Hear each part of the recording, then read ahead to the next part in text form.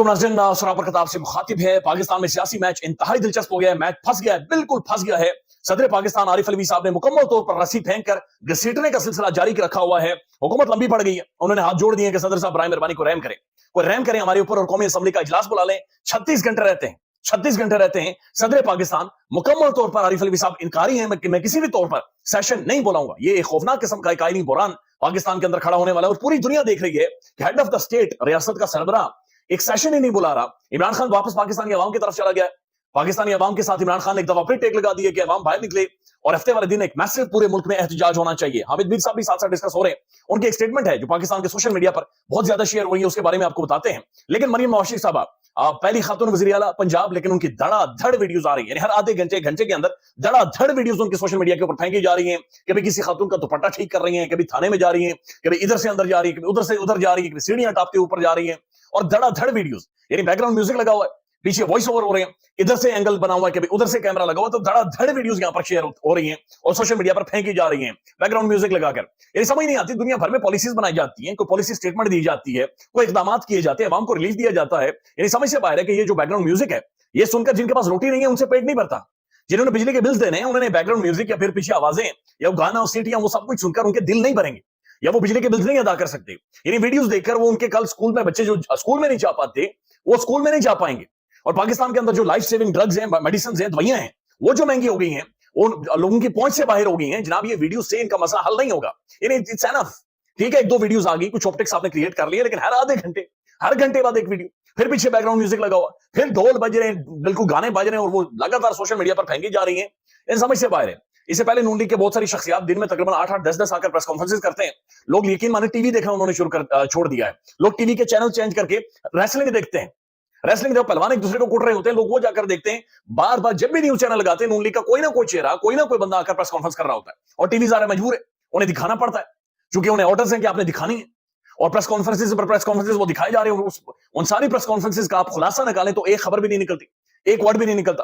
पर ये सब कुछ पाकिस्तान में हो रहा है, लेकिन बेहतर होता है कि कोई पॉलिसी स्टेटमेंट आती, कोई इकदाम नजर आते, कोई आवाम को रिलीफ, कोई बिजली का बिल, कोई कम से कम रोटी सस्ती, कोई थोड़ा बहुत रिलीफ दे दिया जाता। लेकिन वो चीजें नहीं, धड़ाधड़ वीडियोस फेंकी जा रही है। लिहाजा वो आप भी देखें, मैं भी देखूं और इसी तरह से हमारे पेट भरेंगे। अब हामिद मीर साहब ने इस्लामाबाद में ज़ाहिर एक तकरीर की है और वो एहतजाज हो रहा था और एहतजाज में मीर साहब ने तकरीर की है असतूर साहब के हवाले से। अब उस एहतजाज में हामिद मीर साहब ने एक बात की है जो कि सोशल मीडिया पर बहुत ज्यादा डिस्कस हो रही है। लोगों के कान खड़े हो गए, लोगों के कान खड़े हो गए, क्योंकि अरशद शरीफ साहब के साथ आप जानते हैं, ऐसा महसूस हो रहा है कि पाकिस्तान में हर बंदा छलनी हुआ है। ऐसा महसूस होता है हर घर में किसी की मौत हुई है, जिस तरह से अरशद शरीफ साहब को शहीद किया गया है। बड़ा संजीदा नौयत का मामला है, ये बड़ा एक पाकिस्तानी अवाम को एक जख्म है, एक बड़ा गहरा जख्म है। हामिद मीर साहब ने तकरीर में यह कहा कि हमें पता है कि अरशद शरीफ साहब को किसने कत्ल किया और हमें मजबूर ना करें कि हम उनके नाम ले लेंगे और फिर उन्हें पाकिस्तान छोड़कर जाना पड़ेगा। अब ये बहुत बड़ी स्टेटमेंट है। जब मीर साहब ये कहते हैं कि उन्हें पाकिस्तान छोड़कर जाना पड़ेगा, तो इसमें वो ये बात कर रहे हैं कि वो पाकिस्तान के अंदर मौजूद है। ज़ाहिर जो मौजूद होगा तो ही पाकिस्तान छोड़ेगा ना। पाकिस्तान में जो मौजूद नहीं है, पाकिस्तान नहीं छोड़ेगा।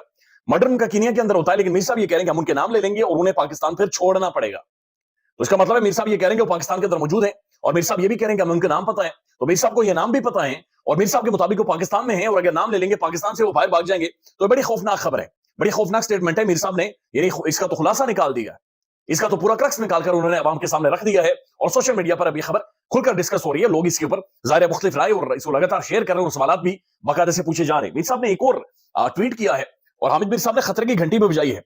हामिद मीर साहब ट्वीट करते हैं और वो लिखते हैं कि असदुर की गिरफ्तारी एक टेस्ट केस है, आने वाले दिनों में मजीद साफी गिरफ्तार किए जाएंगे और फिर वकला की बारी आएगी और आखिर में कुछ इंसानी हुकूक की तंजीमें निशाना बनेंगी, आखिरी निशाना आईने पाकिस्तान होगा।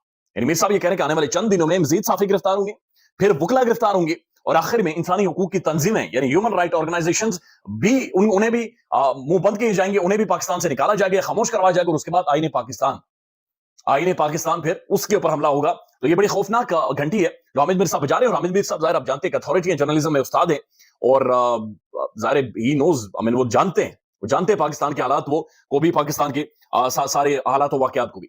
अब जो बड़ी खबर है वो बड़ी खबर ये है कि जनाब खान ने और सदर आरिफ अलवी ने गेम डाल दी है।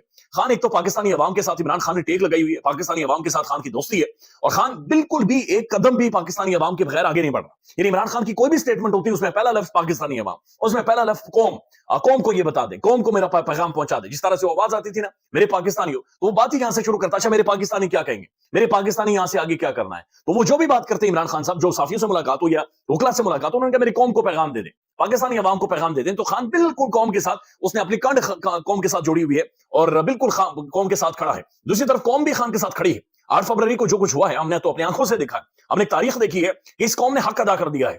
क्या कमाल लोग हैं, क्या कमाल तगड़े पाकिस्तानी लोग हैं। यानी यकीन माने कि हम बड़े पाकिस्तानी अवाम के बारे में गुफ्तगू और बातचीत करते थे, लेकिन ये बड़ी तगड़ी कौम है, बड़े तगड़े और गैरतमंद लोग हैं। इन्होंने 8 फरवरी को मैंने खुद लाइनें देखी हैं पिंडी इस्लामाबाद में। यानी यकीन माने कि लोग हॉस्पिटल की इमरजेंसी से उठकर आए हुए थे। मैंने बहुत सारे ऐसे लोग देखे, कुछ बुजुर्ग वहां पर मौजूद थे, उन्होंने कहा कि जनाब हमने गोलियां खानी है। तो मैंने कहा घरों को चले जाओ, उन्होंने कहा नहीं, कोई मसला नहीं है, गोलियां हमने नहीं खाई, कोई मसला नहीं, हमारी बीमारी मजीद बढ़ गई या चाहे मर जाए, हम वोट दिए बगैर नहीं जाए। बहुत लंबी लाइनें थी। मैंने कुछ को तो 12 दिन 1 बजे मेरे ख्याल में मैंने ये कहा कि जनाब ये 5 बजे तक आपकी बारी नहीं आएगी। उन्होंने कहा कोई मसला नहीं, रात 10 बजे तक इधर खड़े हैं, यहां से नहीं जाएंगे। तो ये चीजें हमने देखी हैं। अब एक तरफ खान ये कह रहा है कि जनाब हफ्ते वाले दिन पूरा पाकिस्तान बाहर निकले, प्रोटेस्ट करे, एहतजाज करे, मैसिव कॉल इमरान खान ने दे दी है और ज़ाहिर है लोग निकलेंगे, लोग जानते हैं कि खान क्या कह रहा है और उसकी बात सुनते हैं।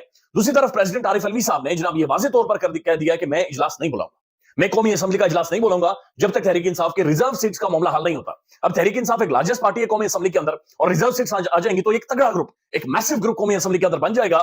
लेकिन दूसरी तरफ हुकूमत जो पहले तड़ियां लगाती थी, धमकियां लगाती थी, अब उन्होंने एक दफा फिर सदर साहब से दरखास्त की कि सर आप जुड़े हो, प्राइम मेहरबानी सर खुदा का नाम है कोई अजलास बुला लें, क्योंकि ये बहुत बड़ी बेशर्मी होगी और ये जो अब एक आईनी एक बुरान क्रिएट होगा, ये कंट्रोल हो ही नहीं सकता।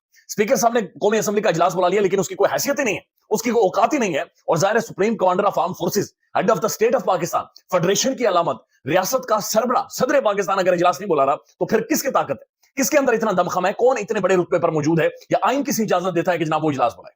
लिहाजा सदर पाकिस्तान ने इसे घसीटने का सिलसिला बना दिया है, शुरू कर दिया है। मैं देख रहा था कामरान शाह साहब के शो में, कमर दिलशाद साहब जो साबिक सेक्रेटरी जनरल है, सेक्रेटरी हैं इलेक्शन कमीशन ऑफ पाकिस्तान की, उन्होंने बाकायदा से तजिया पेश किया है और वो ये कह रहे हैं कि जनाब सदर पाकिस्तान के अलावा कोई भी मुतबादिल नहीं हो सकता जो कौमी असेंबली का इजलास बुलाए। सिर्फ एक अथॉरिटी है और वो सदर पाकिस्तान है, सिर्फ वही इजलास बुला सकते हैं। एक ही हल है और वो हल ये है कि सदर पाकिस्तान से दरखास्त करें, मिन्नतें करें और सदर पाकिस्तान को मनाएं कि वो किसी तरह से कौमी असेंबली का इजलास बुलाएं। उनसे उन्हें कहा गया, ज़रा सवाल पूछा गया कि स्पीकर ने इजलास बुला लिया है, उन्होंने कहा कि अगर स्पीकर के कहने पर इजलास हुआ तो ये गैर कानूनी इजलास होगा, इस इजलास की कोई अहमियत नहीं होगी और ये आइन की रूह के मुकम्मल तौर पर खिलाफ है।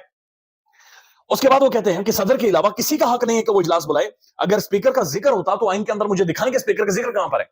वो कहते हैं सदर पाकिस्तान के अलावा किसी बंदे का जिक्र नहीं है, सिर्फ सदर पाकिस्तान इजलास बुला सकते हैं और 36 घंटे बाकी, 36 घंटों बाद कौमी असेंबली का इजलास हर सूरत होना जरूरी है।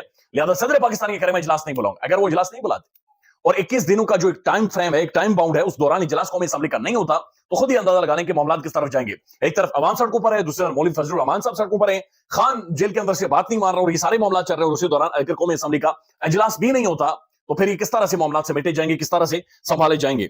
उसके बाद वो कमर दिलशाद साहब ये कहते हैं कि मुझे बताएं कि जनाब किसी आइन के किसी आर्टिकल में क्या किसी स्पीकर का जिक्र है कि वो इजलास बुला सकते हैं।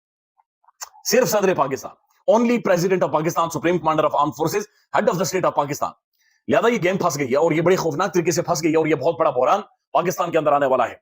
एक एक स्टेप के ऊपर इतने ज्यादा वो क्या कहते हैं उसे लगे हुए हैं कि जनाब जहां पर ये पांव रखते हैं फंस जाता है।